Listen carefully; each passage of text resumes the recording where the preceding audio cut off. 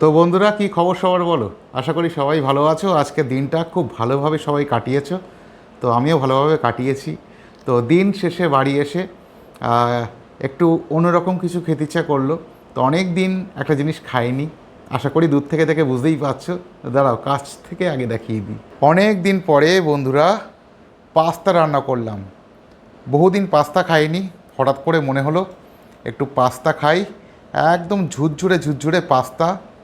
আমি পাস্তাটা বরাবর ভালোই রান্না করি। তো ব্যাপার যেটা হচ্ছে, আজকে এই পাস্তার মধ্যে একটু বেবিকর্ন দেওয়ার আর কি খুব ইচ্ছা ছিল। মানে অনেক দিন বেবিকর্ন খাওয়া হয়নি। মানে আমি যেহেতু রেস্টুরেন্টে কম খাই, তোমরা সকলে জানো, যার ফলে কি একটু বেবিকর্ন কম খাওয়া হয়। বাড়িতে সাধারণত বেবিকর্ন তো বাজারে খুব একটা পাওয়া যায় না। তো আমি আজকে দোকান বন্ধ করে বাড়ি আসার সময় ভাবলাম যে দেখি যদি কেউ নতুন নতুন তুলে থাকে।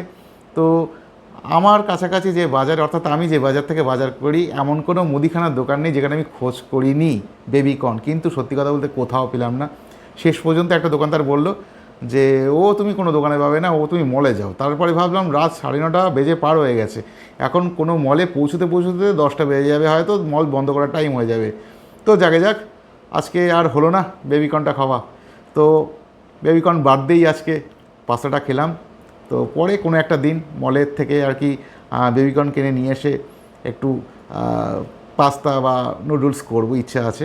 তো যাকে যাক, কীরকম হয়েছে একটু টেস্ট করি। আর তোমরা তো সকলেই জানো, যারা আমার ব্লগ দেখো, যে আমি রান্না করতে করতে কোনো দিন টেস্ট করি না, একদম সরাসরি ক্যামেরার সামনে।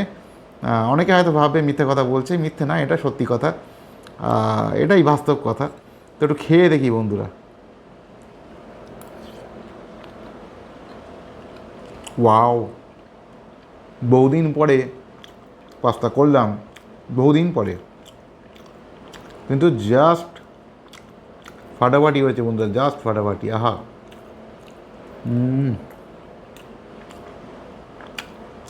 সত্যি কথা বলতে রুটি বা ভাত এ তো সবসময় রাত্রিবেলা খাওয়া হয়, মাঝে মধ্যে একটু মুখরোচক খেতেই ইচ্ছা করে আর কি। তার মধ্যে সন্ধেবেলা আজকে অনেক দিন পরে একটু পেঁয়াজি খেয়েছি। সত্যি কথা বলতে আজকাল না ভয়ের চোটে ওই সন্ধেবেলা ওই পেঁয়াজি বা চপ খাই না। ভয় বলতে অন্য কিছু না, প্রথমত যাতে মোটা হয়ে যাচ্ছি একটুকুনি, তো তার জন্য চেক করছি বাইরে খাওয়া দাওয়া, মানে ডিপ ফ্রাই জিনিসটা চেক করছি।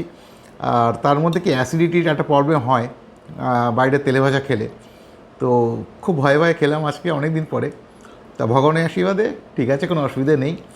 আর রাত্রিবেলা এসেও একটু পাস্তা মুখরোচক টাইপের কিছু বানিয়ে খেতে ইচ্ছা করলো আর কি।